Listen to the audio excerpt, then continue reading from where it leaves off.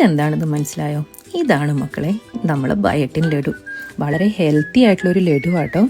ഇതിനായിട്ട് കുറച്ച് pumpkin സീഡും flax സീഡും sunflower സീഡ്സും പിന്നെ ബ്ലാക്ക് സിസേം സീഡുമാണ് എടുത്തേക്കുന്നത്. അത് നന്നായിട്ട് ഫ്രൈ ചെയ്തെടുക്കണം കേട്ടോ. എന്നിട്ട് നന്നായിട്ട് ഫൈൻ പൗഡറായിട്ട് പൊടിച്ചെടുത്തിട്ട് അതിലേക്ക് ശർക്കര പാവ് കാച്ചിയത് ഒഴിച്ചു കൊടുത്ത്, അതെന്തിനാണെന്നറിയാമോ? ഉരുളിയാക്കി ഉരുട്ടിയെടുക്കാനാണ്. കുറച്ച് മധുരമൊക്കെ വേണ്ടി ഇത് കഴിക്കുമ്പോൾ. എന്നിട്ട് നല്ല ചെറിയ ചെറിയ ഉരുളകളായിട്ട് ഉരുട്ടി ഈ കാണുന്നത് പോലെ സിസേം സീഡ് വെച്ച് കോട്ട് ചെയ്തെടുക്കുക കേട്ടോ. ഞാനൊരു ഭംഗിക്ക് വേണ്ടിയിട്ടാട്ടോ സിസേം സീഡ് ഇവിടെ ആഡ് ചെയ്തത്. വേണമെന്നില്ല, വെറുതെ ഇത് ഉരുളയാക്കി ഉരുട്ടി നമുക്കൊരു ജാറിലിട്ട് വെക്കാവുന്നതേ ഉള്ളൂ കേട്ടോ. ഇത് വളരെ റിച്ച് ആയിട്ടുള്ള ഹെൽത്തി ആയിട്ടുള്ളൊരു ലഡു ആട്ടോ. ഇതിനകത്ത് ഒമേഗ 3യും പ്രോട്ടീനും പ്ലസ് ബയോട്ടിനും എല്ലാം ഉണ്ട്. ഡെയിലി ഓരോന്ന് വെച്ചാൽ നമുക്ക് കഴിക്കാം കേട്ടോ. വളരെ സിമ്പിളല്ലേ ഉണ്ടാക്കാനായിട്ട്. എല്ലാവരും ഒന്ന് ട്രൈ ചെയ്യണേ. അപ്പോൾ അടുത്ത വീഡിയോയിൽ കാണാം.